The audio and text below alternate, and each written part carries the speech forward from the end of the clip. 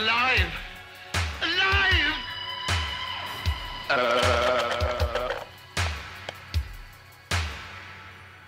So, what would you little maniacs like to do first? Hi guys, welcome back to the channel. My name is Dave, and today I want to think about the products that I'll be investing in at retirement and in retirement. So I recently covered what I'm doing currently in my early 50s. I also covered younger me, there I am, and what I should have been doing in my 20s, 30s, and 40s. But now I'm going to do the impossible. I'm going to look forward to the future and think about what I'll be doing when I retire. So I went out and I met with Jensen Huang, you can believe all this, and from NVIDIA, and he just came out with that new Blackwell chip. These things are about $35,000 a piece. So I got 8 of them, and I hooked them up to my little PC here, and it started smoking, and I put the bra on my head like Weird Science, and I was expecting Kelly LeBrock to come out of the shower. None of this happened. But my AI self did appear, and apparently I'm going to be Mr. Burns.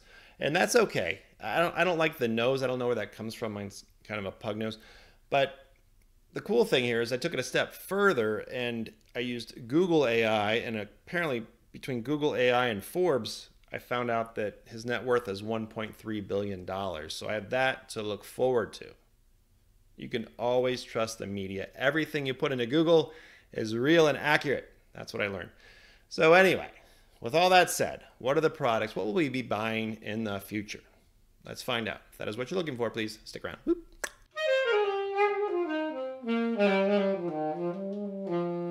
So first off, let's all agree that everybody has a different situation and risk tolerance. If you take 2 people, they both have $1 million of investable assets.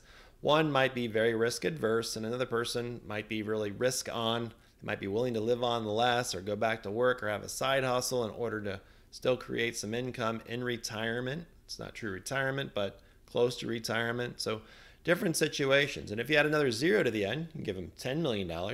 I have friends like this. One just wants to buy municipal bonds, tax-free municipal bonds, and they've already won, right? They've already got that big nest egg. They will be fine. Whereas somebody else might say, $3 million is fine. I'm going to be very conservative with that. $7 million I'm going to put at risk, right? And they're going to go try to explore and do more with that $7 million.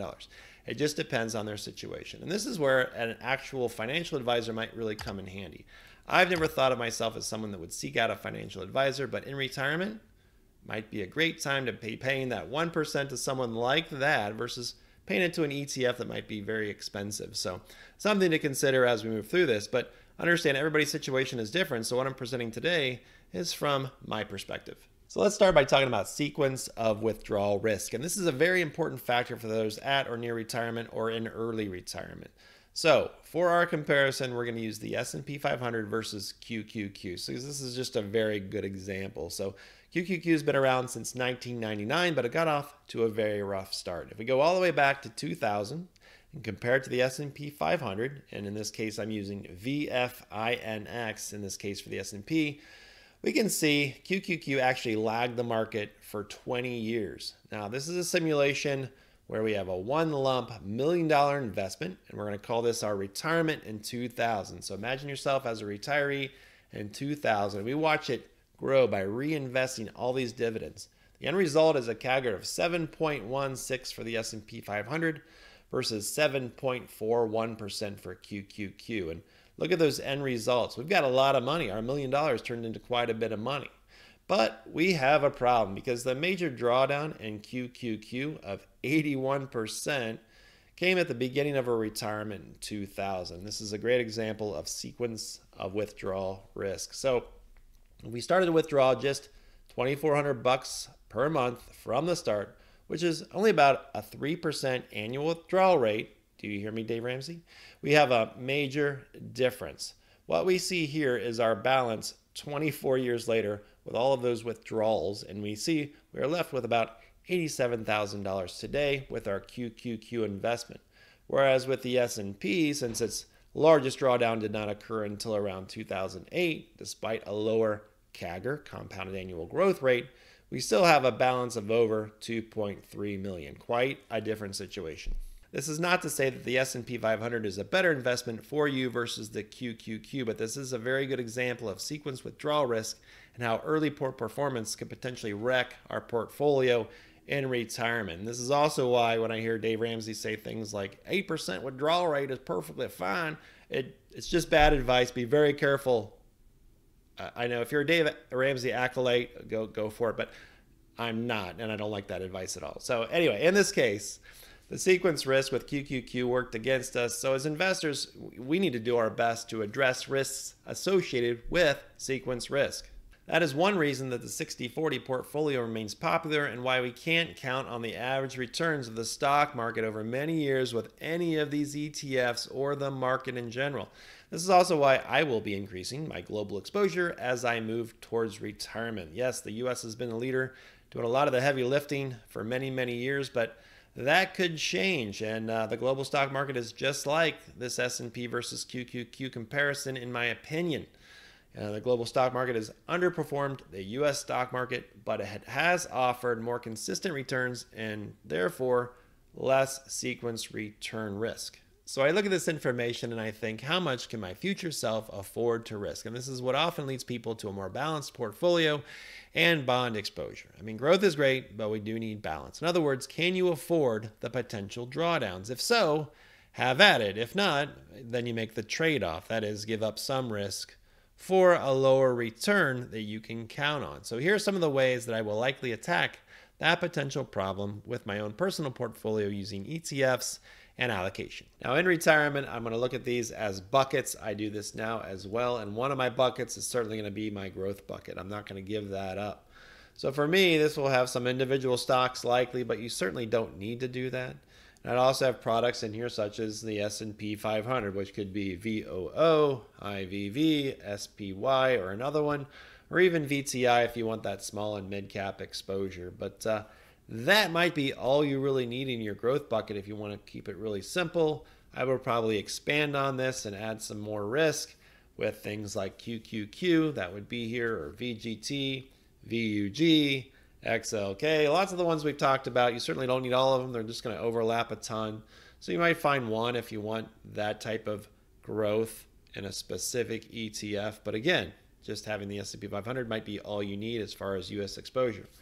So all these growth options can still be in the portfolio, but they're likely going to be a smaller component. It would also be leaning more towards dividend growth ETFs, like some of the other ones we've talked about, SCHD, VYM, or DGRO. And of course, I'm going to start moving towards a healthy percentage in international funds.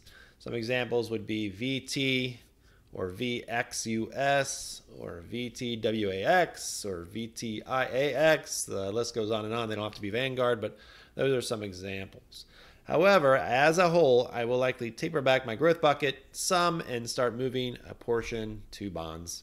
And speaking of bonds, I will be growing my fixed income bucket, or bucket number 2, as I head towards retirement and in retirement, buying individual bonds and bond ETFs. It's likely going to be a combination of government bonds, municipal bonds, bond funds. I know it's not glorious, but it's a great way to protect against a large sequence withdrawal risk like we saw with QQQ back in 2000. You can offset some of that with some bond exposure. So examples in this bucket would be individual T-bills and bonds, and also ETFs such as LQD, which we've talked about, HYD, SPHY for a little bit more risk if you want to take that on, SCYB, same thing. Of course, you can keep it simple and just buy BND.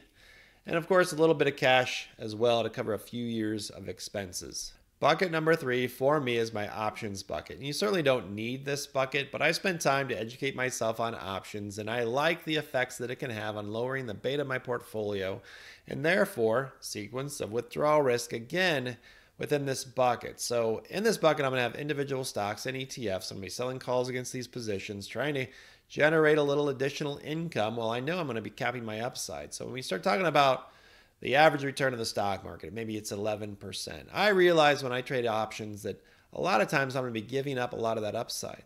So if I can utilize options and take that 11% and trade down to 9% or 8%, but know that I'm going to have a more consistent 8 or 9% versus 11%, meaning not having those ups and downs, right?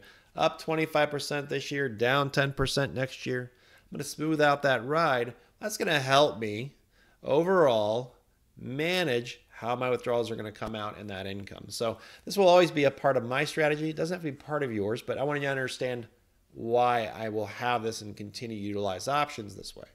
My final bucket, or bucket number 4, is what I'm calling my income bucket. This is my giant soup mix of a lot of the different covered call ETFs and similar products that we've talked about on this channel. Now, this isn't right for everyone. It's not always tax efficient.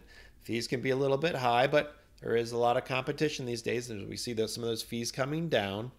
But for many people, I think lowering the beta of your portfolio and smoothing out the ride, this can kind of do that for you instead of handling all the options yourself like I do have in bucket number 3. So, and this is going to be that soup mix of the best covered call ETFs that I can find out there. So we've talked about a lot of them. I like JEPI, JEPQ, DIVO, IDVO, the international version. SPYI has been a great performer this last year. BALI, we've talked about a host of them. So my plan is to find the best of the best, see which performing, and tossing them in here again to smooth out my ride and lower the beta of my portfolio. So that'll be a portion of this. I don't know how much, but yeah, I still like that idea based on everything that we've talked about today. Now, a quick thought on allocation for these 4 buckets. Well, it's likely going to depend on where my net worth sits upon retirement, but the classic 60-40 portfolio doesn't scare me. So let's go with 30% growth bucket, 40% bonds, 20% in the options bucket, and understand that's still growth. We're just potentially capping some of the upside, and 10% in income, which also can provide a little bit of growth potentially. So 60-40 with some hedging, as I guess how I would look at this setup right now, thinking forward into my future. And that allocation may prove to be too conservative, but conservative has served me well so far in my investing life. Of course, none of this should really matter since my Blackwell chip showed me with AI that I'll be worth $1.3 billion. And of course, that means Kelly will soon come knocking. We know how that works, but please don't tell my wife. So those are my current thoughts on my future self as Mr. Burns. Subject to change, of course. But if you are in retirement or at or near retirement, I'd love to hear from you and exactly how it's going and what you're investing in. Let me know down in the comments below. And if you like this type of thing, please like and subscribe. Now, in my next video, I plan on going in a little bit more about my current asset allocation because that question has come up quite a bit. So I kind of want to address it and clear up some confusion because, again, everybody's situation is a little bit different. So anyway, really appreciate you watching. Have a great night. We'll see you soon. Whoop.